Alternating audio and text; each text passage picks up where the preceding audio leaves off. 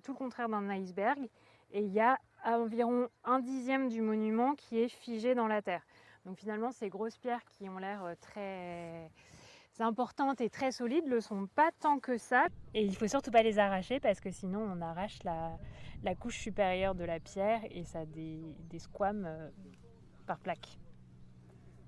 La plaque s'est détachée ici. Et d'ailleurs, on voit qu'il n'y a pas de lichen et qu'il n'y a rien du tout. Ce dossier UNESCO, l'objectif principal, ultime, final, c'est la préservation de ces monuments.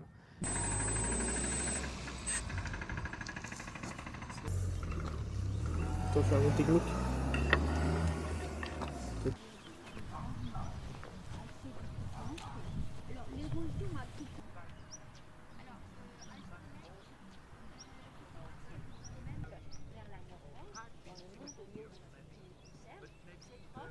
Il se dégage un sentiment de, ouais, moi je dirais de puissance, de force, de surnaturel. Voilà.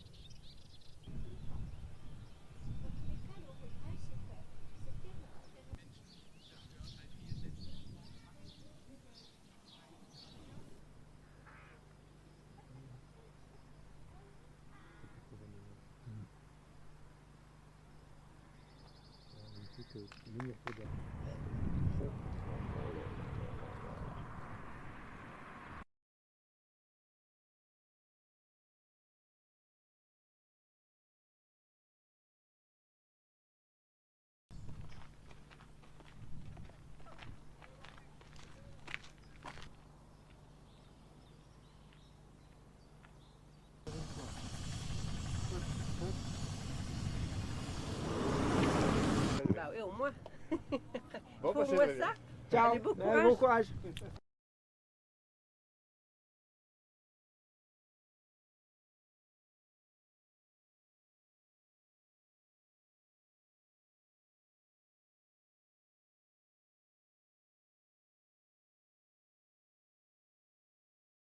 On a des sites qui sont absolument extraordinaires, qui sont méconnus, et c'est ça qu'on inscrit. C'est pas seulement Carnac, et j'insiste toujours très lourdement à cet égard. Donc ça va apporter évidemment de la protection, de la mise en valeur, ça va apporter la possibilité effectivement d'améliorer l'expérience visiteur.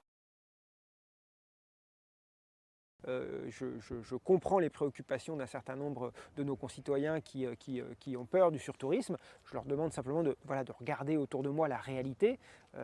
On n'est pas à Venise, on n'est pas place Saint-Marc, et même le 15 août. Donc oui, on est prêt, et par ailleurs, attention aux fantasmes de plus 30, plus 40%, les quarts de Chinois qui vont déferler. Tout ça, c'est très largement un mythe, et les études de l'UNESCO le prouvent. Ces mégalithes, c'est un marqueur de l'identité bretonne, alors de façon un peu anachronique et certainement due à nos amis gaulois Astérix et Obélix, mais néanmoins ça reste aujourd'hui des monuments qui sont fondamentaux dans l'identité, dans la vie quotidienne des gens. Et l'objectif de ce dossier UNESCO, c'est pas du tout de détruire ce lien, c'est au contraire de le renforcer. Moi je trouve que c'est toujours à double tranchant.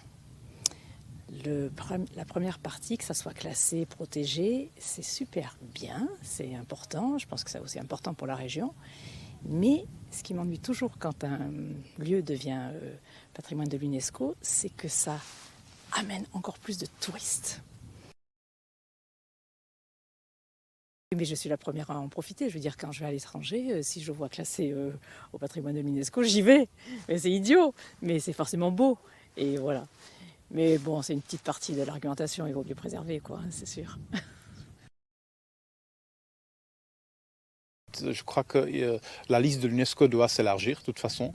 Il y a beaucoup d'endroits dans le monde qui ne sont pas encore inscrits et qui doivent être inscrits pour être protégés, pour être aussi plus connus. Mais ce site-là, définitivement, il mérite parce que c'est un lieu unique. Hein.